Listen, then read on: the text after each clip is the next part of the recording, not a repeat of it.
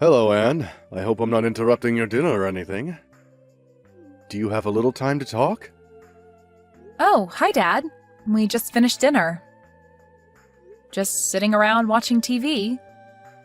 What's the matter? Can I help you with something? I hope it's nothing serious. No, nothing like that. I just wanted to know what you're doing tomorrow. You and David are going to be home, aren't you? It's Friday, and I thought maybe you guys might be home. Yeah, David's back for a meeting at the head office on Monday, so he's returned today to spend the weekend together. As you know, he's assigned to the East Coast office until that project gets off the ground, so he wanted to relax at home for a change. He's scheduled back east on Tuesday. I sort of wanted to see my son, too. Would it be a bother if I stopped in tomorrow? I know you want to spend time with him, but just for a little while, perhaps? Do you plan to come alone? I mean, I just want to know because I would need to prepare lunch.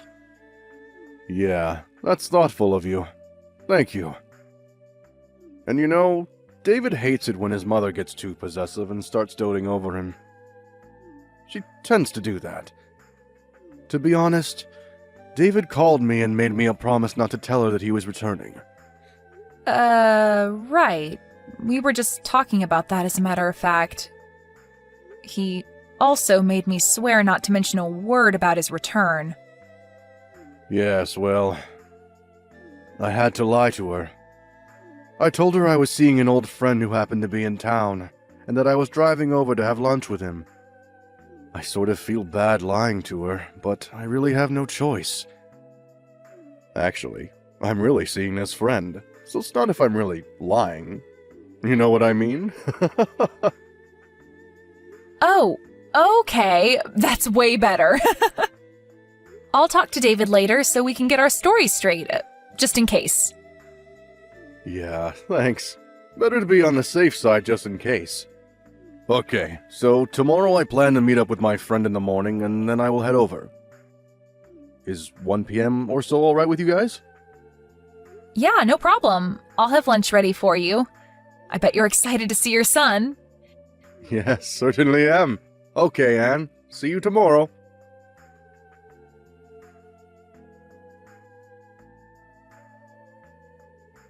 Hello, Anne. Are you there?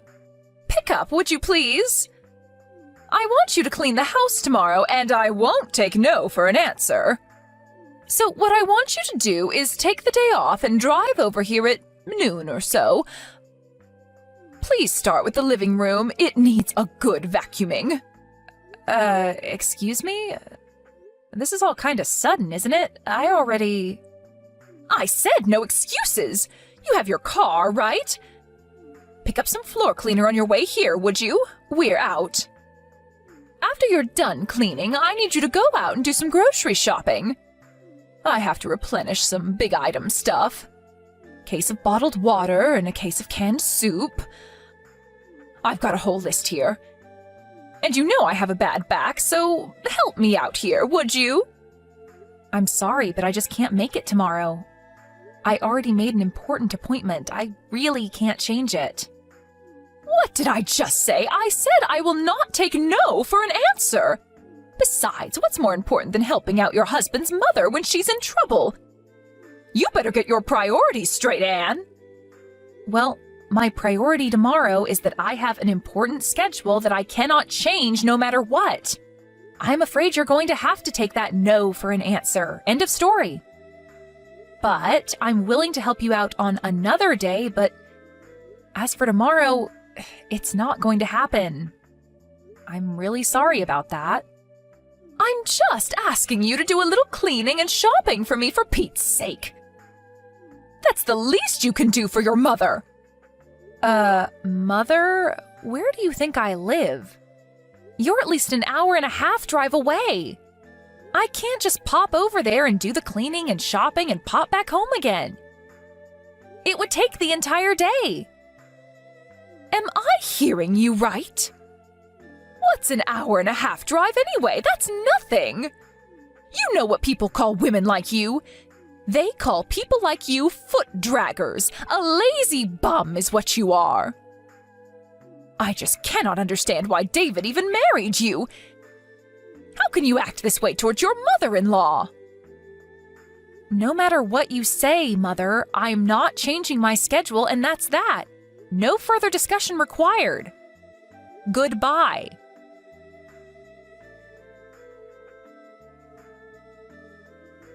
Anne, good morning. How are you? I'm fine, Dad. How about you? Yeah, not too bad. Just finished meeting with my friend. I'm on my way there now. I should get there in about 20 minutes. No change of plans, I hope? No changes. Just be careful driving over here. The traffic seems a bit heavy today. No need to pick up anything on the way. We're all set for lunch.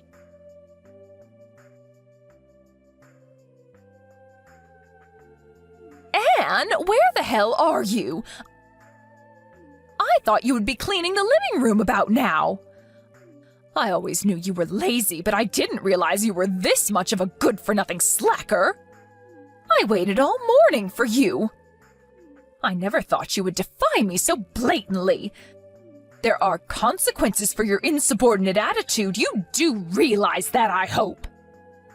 The living room still needs vacuuming, and you still have to pick up all those items at the grocery store. The store's not going to be open all night. I want this done today. This is the job of the daughter-in-law. You must get over here right this minute and get to work. I want you here in 30 minutes. No ifs, ands, or buts about it. You hear me, Anne? There will be consequences if you disobey me. As punishment for defying me and not showing up as I asked, you are going to have to prepare dinner tonight, too. And I'm not talking about slapping a ham and cheese sandwich together. A proper dinner, you got that? Mother, are you finished? You were going on, and I couldn't get a text in edgewise. I thought I told you I wasn't going over there. I have another important appointment that I cannot cancel. I thought you understood. And I thought I told you to give your mother-in-law priority above all others, didn't I? I said my answer was no. And I wanted no further discussion about it. What is so hard to understand about that? You really are one cheeky woman, Anne. And to think that my dear son, my precious David, married you, what was he thinking? You're just a deadbeat wife, you know what, Anne? I want you to divorce my son and disappear from our family forever. That's what I want from you. Mom, I would refrain from such name-calling if I were you. It's not as if we're simply talking face-to-face. All this is recorded and saved. Name-calling, huh? I'm being kind. I have worse things I want to call you, but I'm holding back. Besides, what I'm doing is providing discipline to a disobedient daughter-in-law. That's what I'm doing. I may name-call on occasion, but it's for your own good. Okay, whatever, but I should tell you that your husband is furious. My husband? What are you talking about? He's not even here today. He's off meeting some old friend that's in town.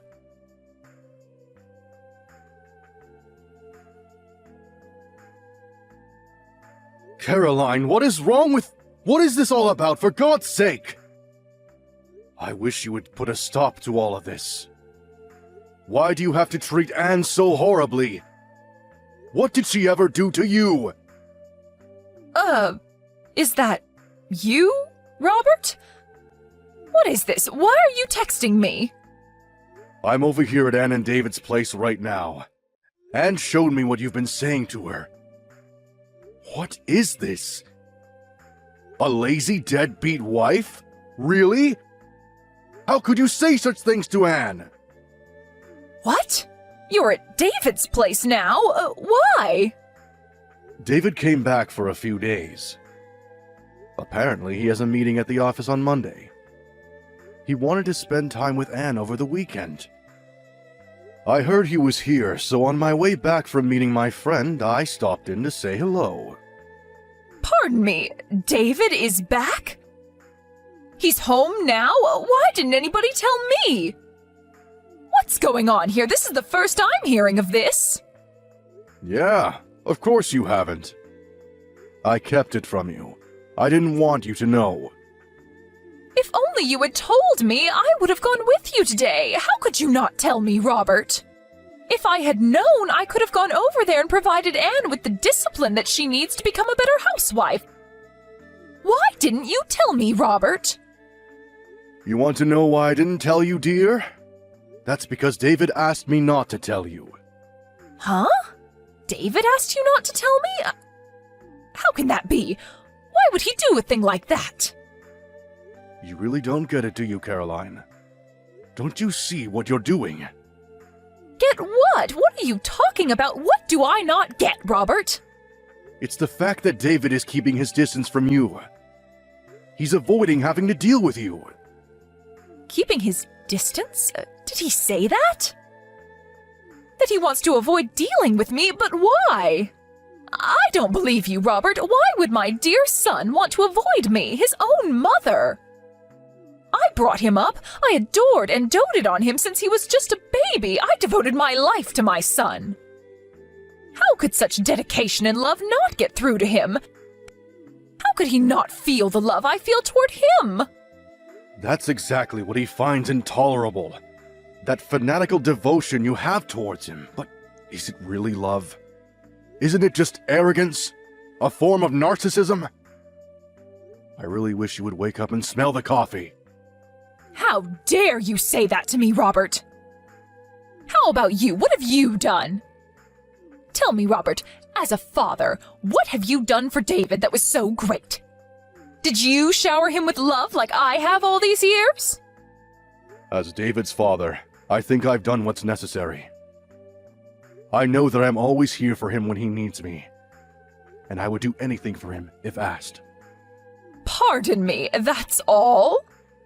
That you're there for him? I could say the same. Well, let me give you 2 examples of what I mean. The first example is David introduced me to his best friend, an old classmate of his from college. Excuse me, his best friend? What's that have to do with anything? It has everything to do with it, Caroline. His best friend, Daniel. You know Daniel, right? Wait, Daniel? Are you talking about that Daniel? He's that parentless boy, that orphan, that Daniel? I told him not to associate with him. He is not of our caliber. That's the one.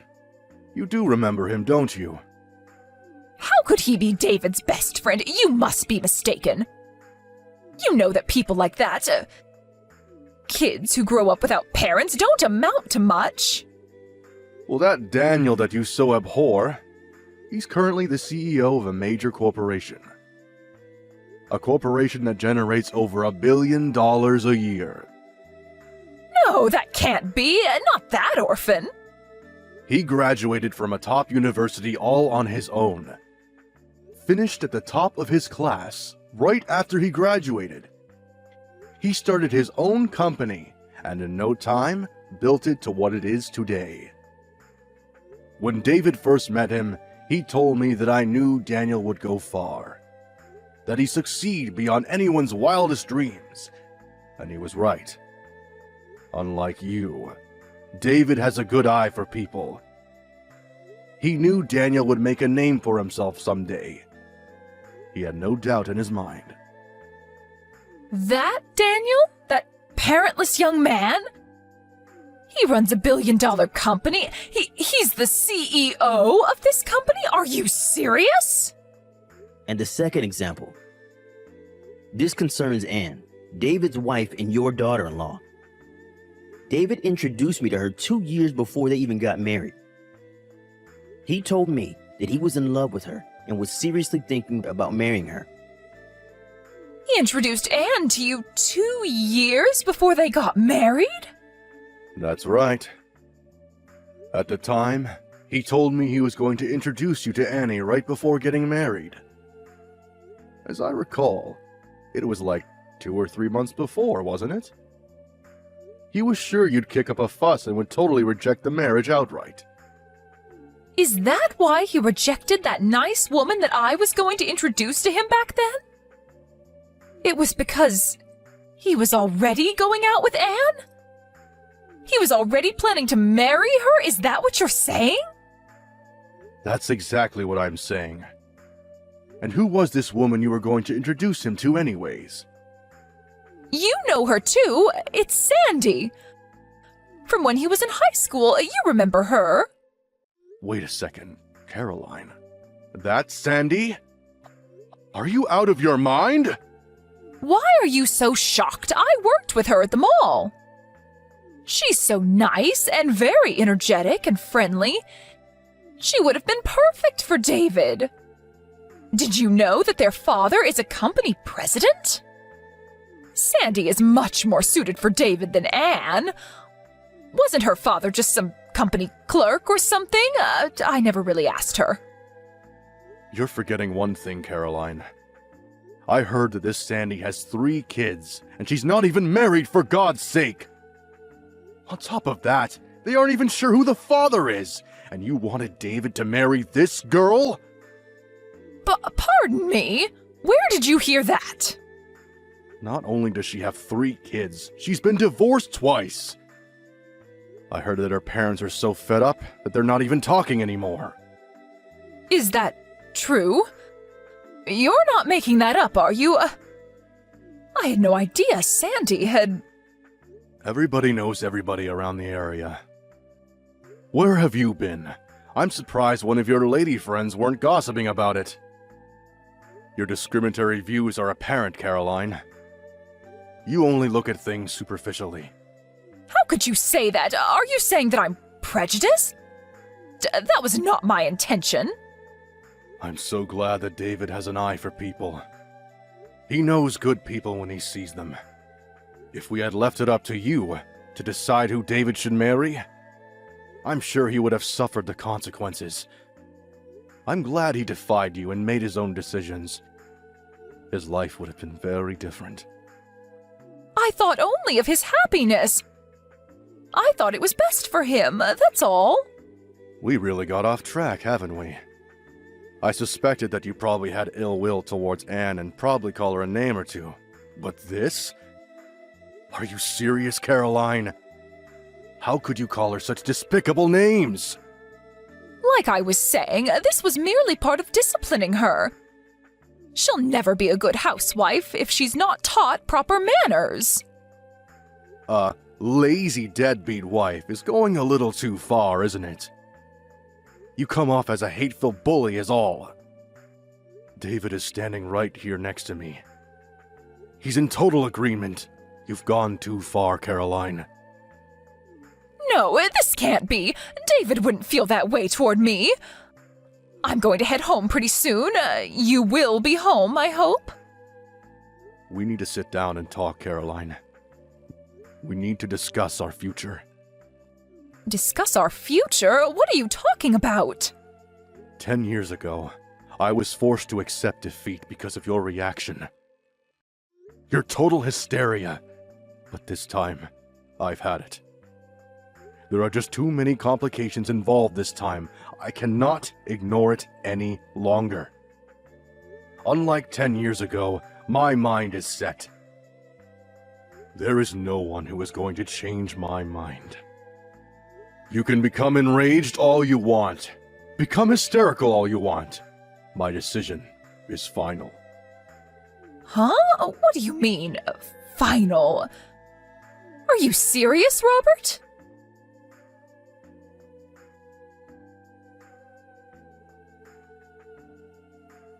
Anne, where are you? Where did you disappear to, for Pete's sake? I want you to reply right this second. This is an emergency. Where have you gone? Oh, hello, Mother. What can I do for you? You seem kinda upset. There's nobody here. Where have you disappeared to? Oh, I see what this is about. So you did go to our house. Robert was right after all. He advised us to move out as soon as possible. I was a little reluctant at first, but he was right after all. I'm glad I took his advice. My husband's advice? What are you talking about? No, Caroline. He's no longer your husband. Shut your mouth! This is all his fault. All Robert's fault. He just could not comprehend the love and consideration that I devoted to David. Unlike my husband, I was always thinking of my precious son. Always. But David will come around one day. I know it. He'll look back and understand all that I did for him. I see you have not come to grips with what you did, have you? After that harsh condemnation that Robert gave you, and you still don't understand? What more do we have to do to make you see? What do you know? You have no right to lecture me.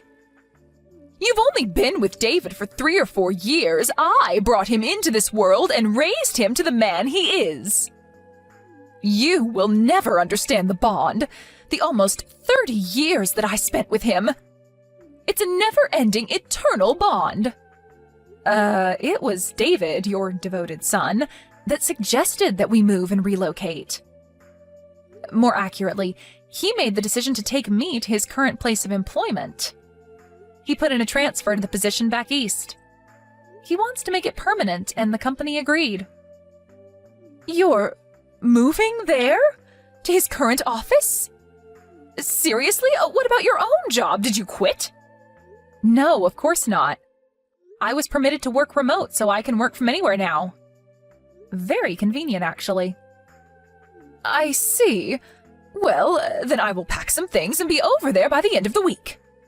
I don't think so, Caroline. The address over here is not the one you were told. That was a company dorm. We found a more permanent place.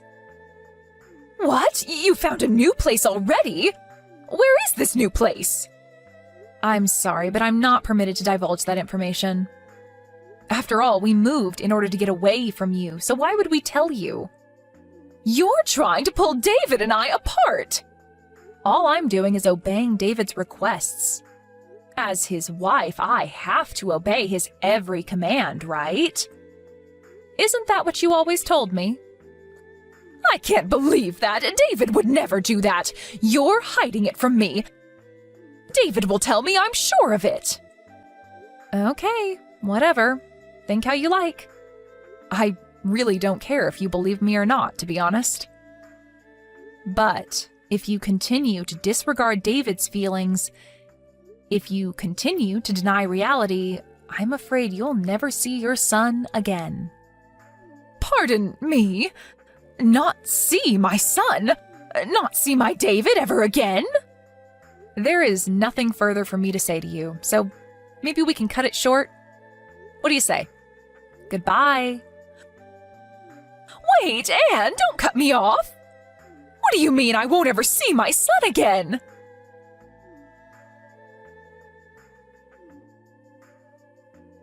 Don't you dare cut me off, Anne!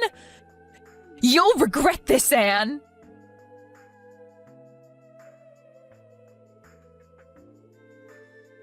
No matter what we said, no matter how we tried to explain it to her, she just could not accept the fact that David was sick and tired of her abnormal devotion and love for him. Maybe her love for her son is so strong nothing will convince her otherwise. David tried various ways to make his mother understand his feelings, to no avail. He came to me and his father for advice after countless attempts to reconcile with his mother. She was his mother, after all, and he wanted to settle the matter without breaking up the family. After his parents finally divorced, he sighed with relief, saying to me one night at the dinner table, "It's finally over." He finally seemed at peace with himself.